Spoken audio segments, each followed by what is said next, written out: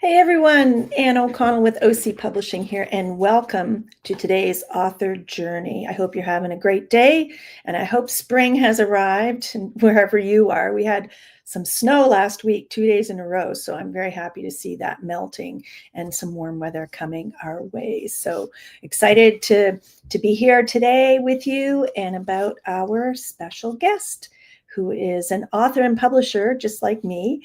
And her name is Gina Brown. And we're getting her with us today shortly after the launch of her newest novel. But before she was a writer, she worked in marketing and communications for 35 years and then turned to full-time writing. She is a Mount St. Vincent University grad from PR, also like me. So we have so much in common. It's going to be just such a great gab fest today.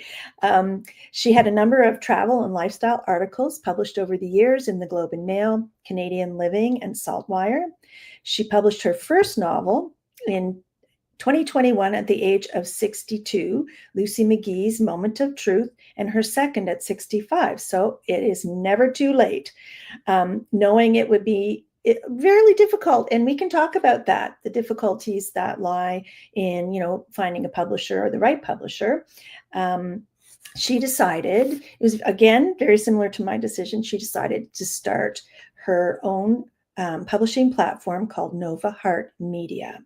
She was also the editor of her husband's memoir and managed to publish it before he passed away in 2021. So we're going to dive into all of that, and especially Gina's recent book, which I just finished reading. Lots of great, again, parallels here, the Sugar Bowl Feud, which is a novel.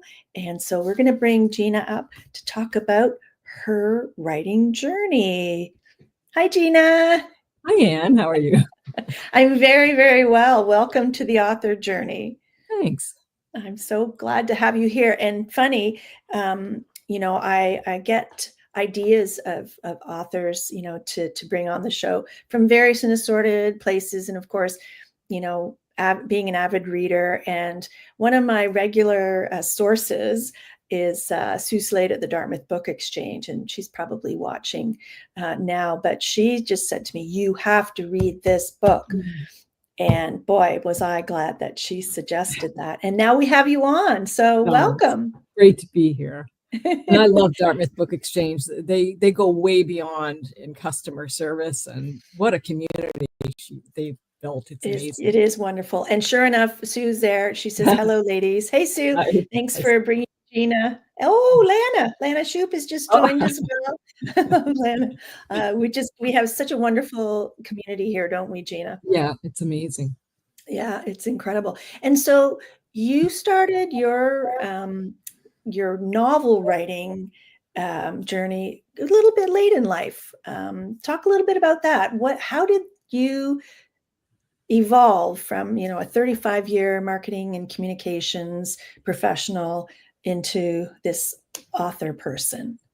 Yeah, I mean, I'd always harbored this secret desire to write a book, but of course, like many people, life gets in the way and you get busy. But about 11 years ago, I was just finishing in one of my career positions, and I had met a woman who started talking to me about writing, and she said she'd love to write something. And I said, well, I've been writing. I wrote a novel many years ago, but I didn't do anything with it. And that's the right thing. But it was and so I told her I was writing as well. And she said, well, she also had another friend. And so we said, well, let's form a group. So we formed a group called Word Salad.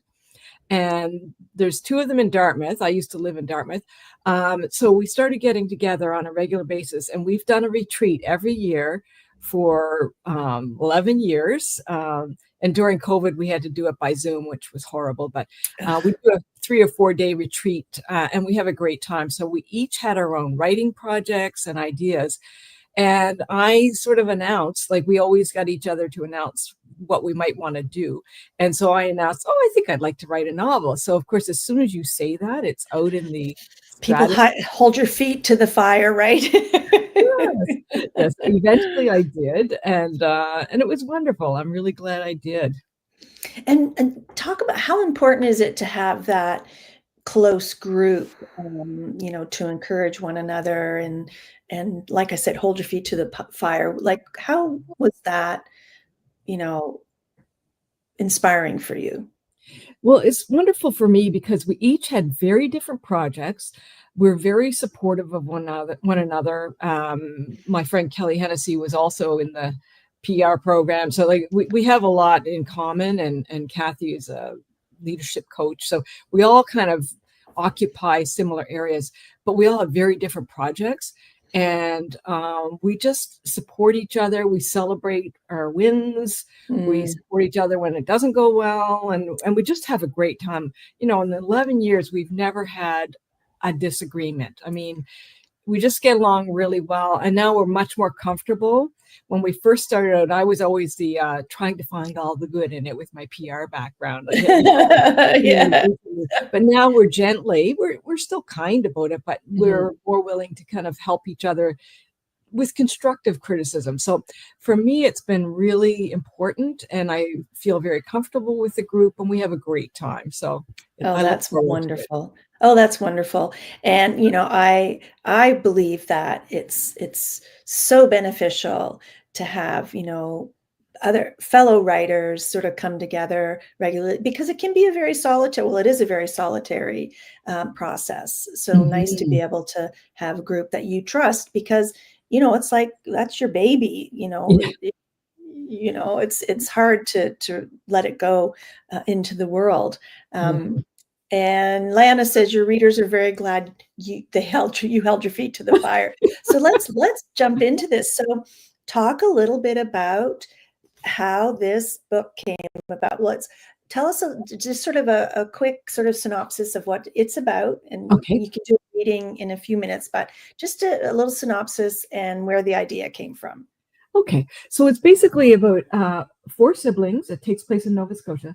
Four siblings whose mother passes away, Mhm. and she's a very beloved woman, and they inherit her house full of stuff.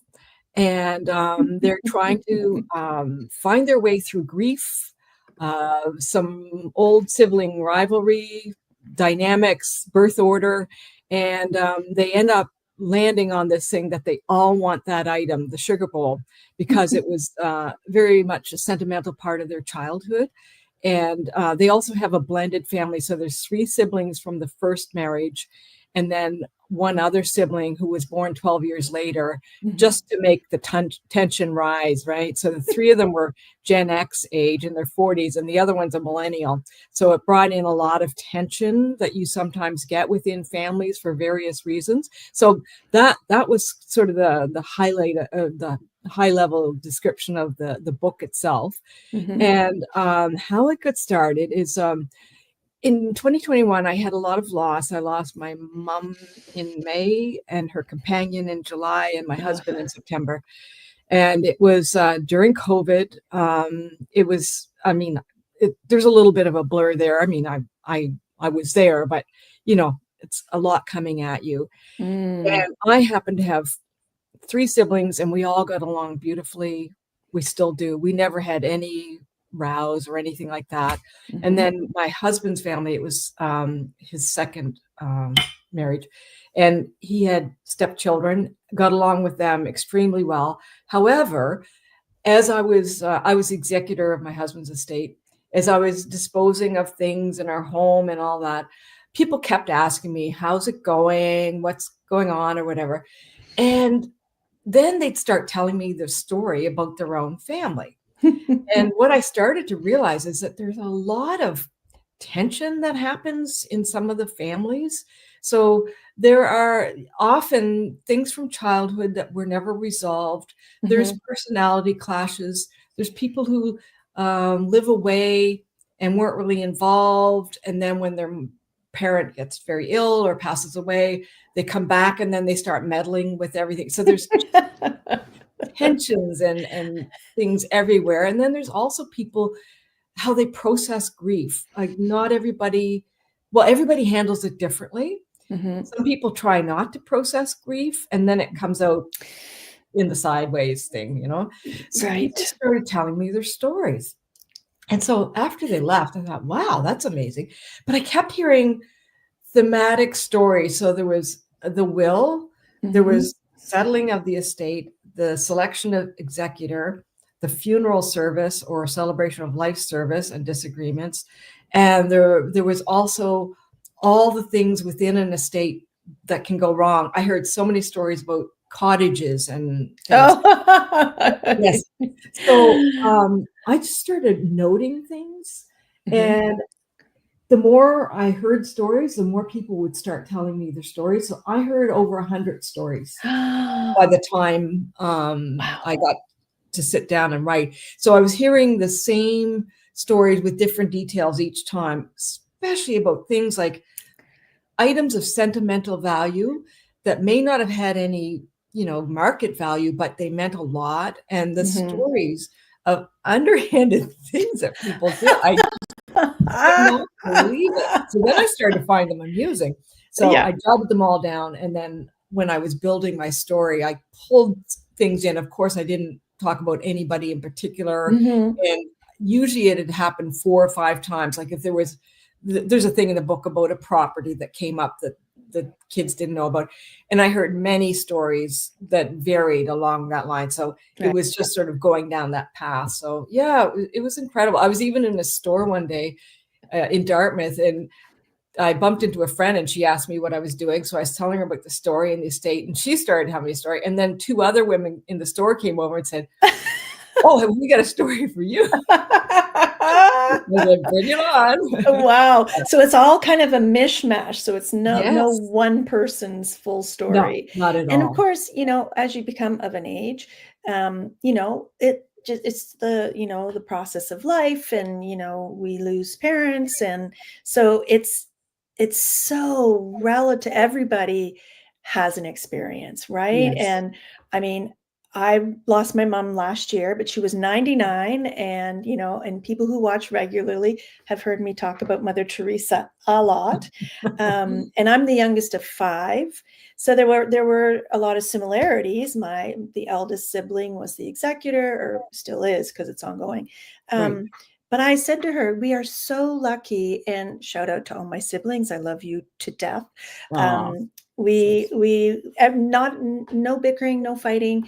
And, we had a couple of my siblings live away, and there's 3 of us here. And, it was a hard process, but, it does make it a lot harder when there's, tension and bickering. So I'm very blessed and very lucky. So I found myself chuckling as I read the book. And like I said, feeling very fortunate, but also feeling badly for families that it isn't a smooth process. And you've beautifully developed these characters. They all have very strong personalities.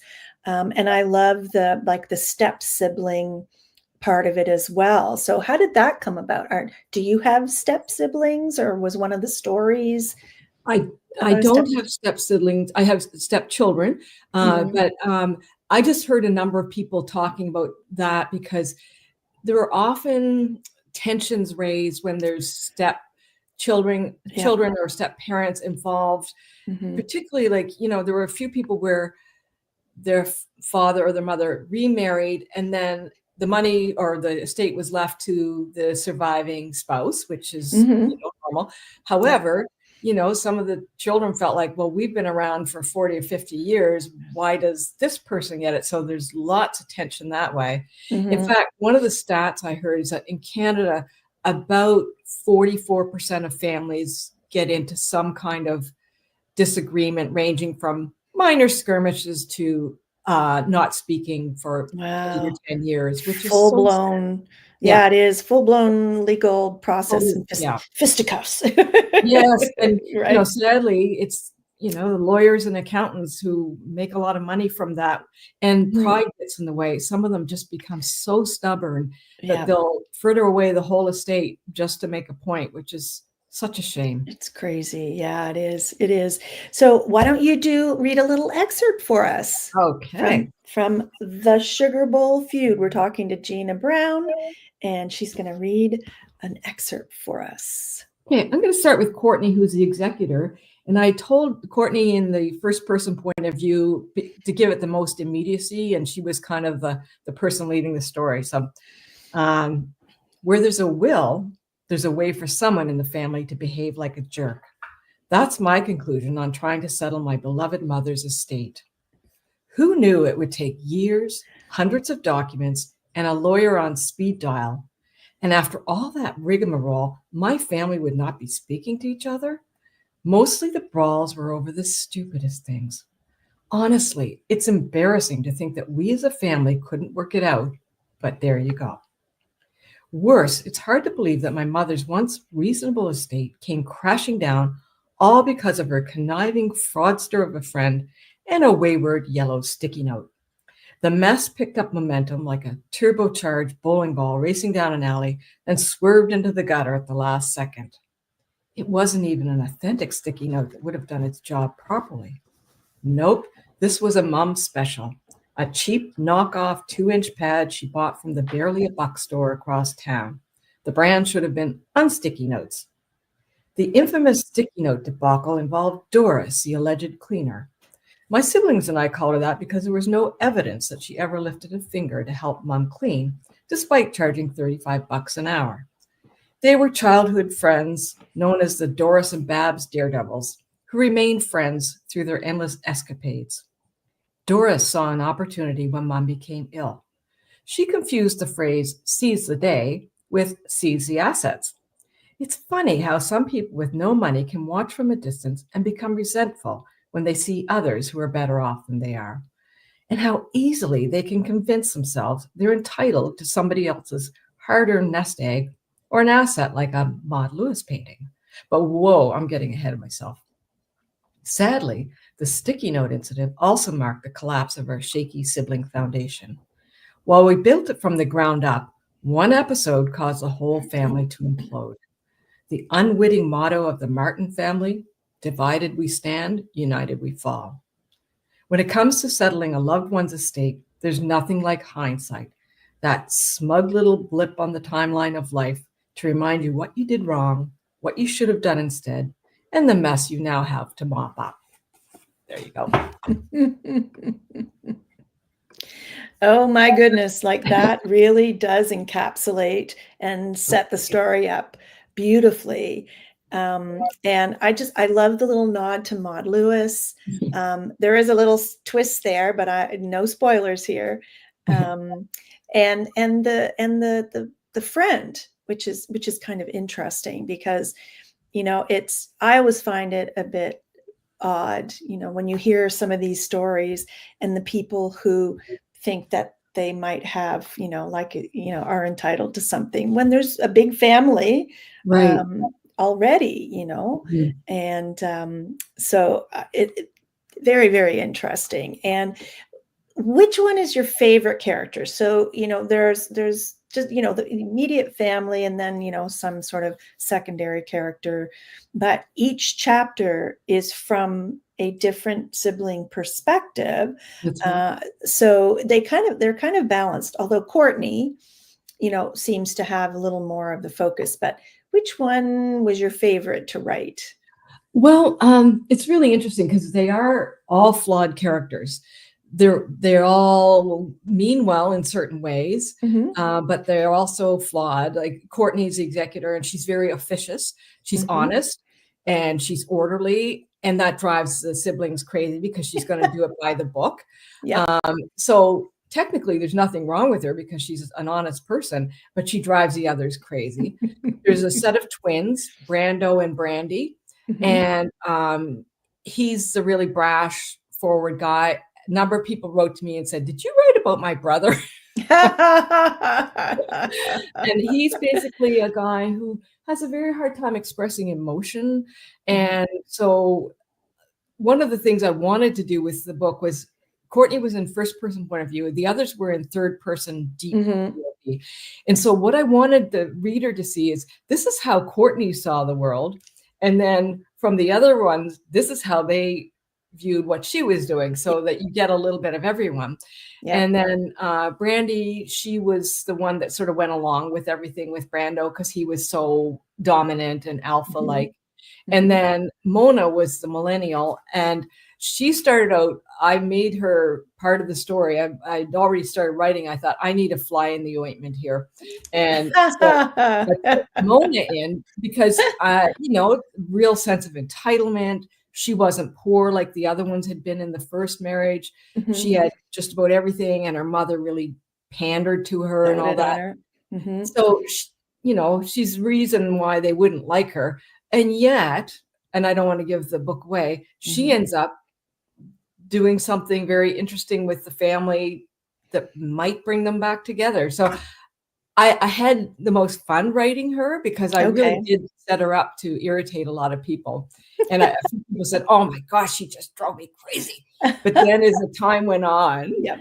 she sort of picked up her own steam. And I also thought she ended up being a beautiful soul because, she didn't I was carry gonna grudges. And Oh, yeah, I found her a free spirit, and she was honest yep. and loving, and I think, watching, like, her crazy siblings just made her kinda sit back and go, "Huh."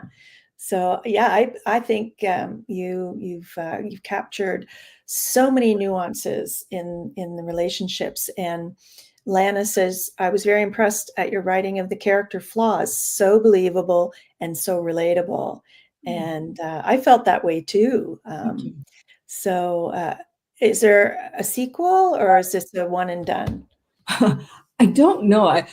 I've had a lot of people say, you could just take this and run with it. Like someone said, well, what about doing another one from the point of view of a lawyer who gets involved? Because I've talked to a few lawyers and they said, you wouldn't believe what they see in the run of a. I bet. It's just incredible. And I think in Mhm, some ways, I want it to be a bit of a learning process mhm. for people.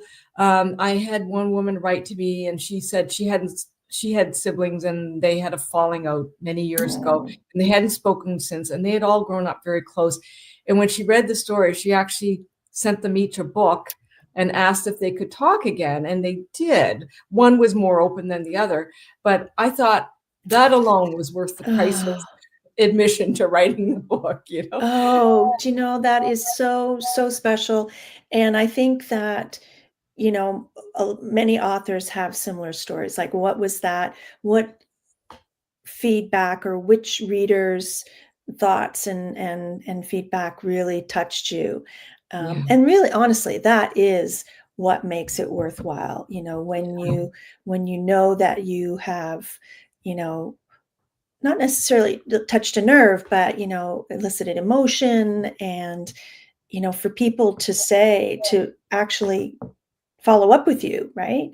Which Yeah. is which is Yeah. always a wonderful That's thing. Yeah, it's really Yeah. moving. So I'm not sure if I will. I mean, I feel like there's still many, many stories. Um, so who knows? Yeah. I always have So, a bunch of things on the go. of course, we all oh my gosh, Yeah. like, the list just gets longer and longer, right? Can we talk a little bit about, your husband's memoir? Yes. So my husband, a very interesting story. His name was Robert Crockett, Mhm. and he developed strabismus as a child, which is crossed eyes.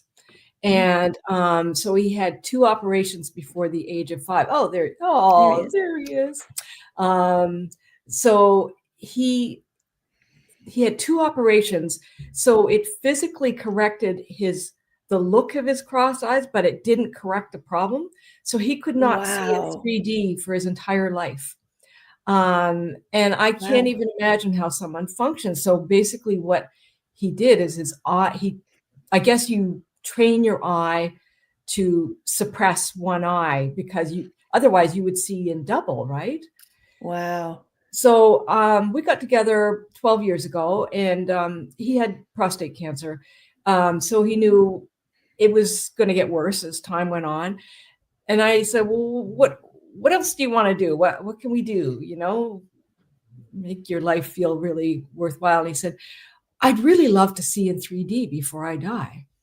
And I thought, "Well, that's really interesting." So people who have crossed eyes or wall eyes or whatever, Mhm.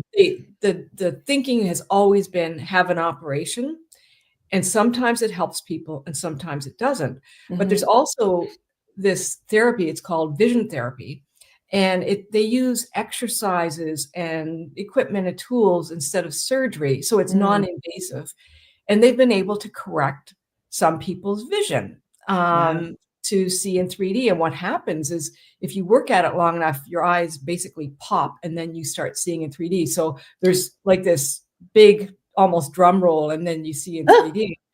So there was nobody who offered that in Nova Scotia. So Robert tracked down a woman who was an ophthalmologist, I think it is, Wow. and convinced her to go have training. She wanted a new kind of avenue in her career, convinced her to go study vision therapy and then come back.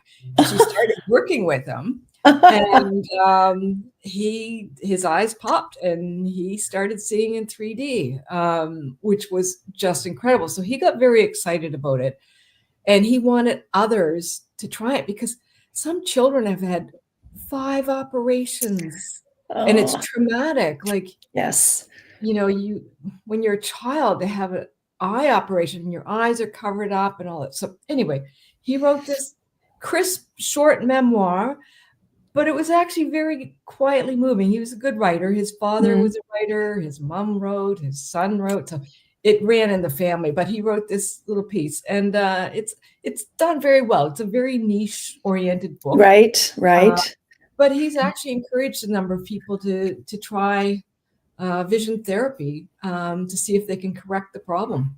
Wow. So just wanted to scroll up so we could see his full name, Robert Brian Crockett, Yes. author of The Cross-Eyed Optimist. And again, if anybody is interested in either of your books or Robert's book, they can go to your website, correct?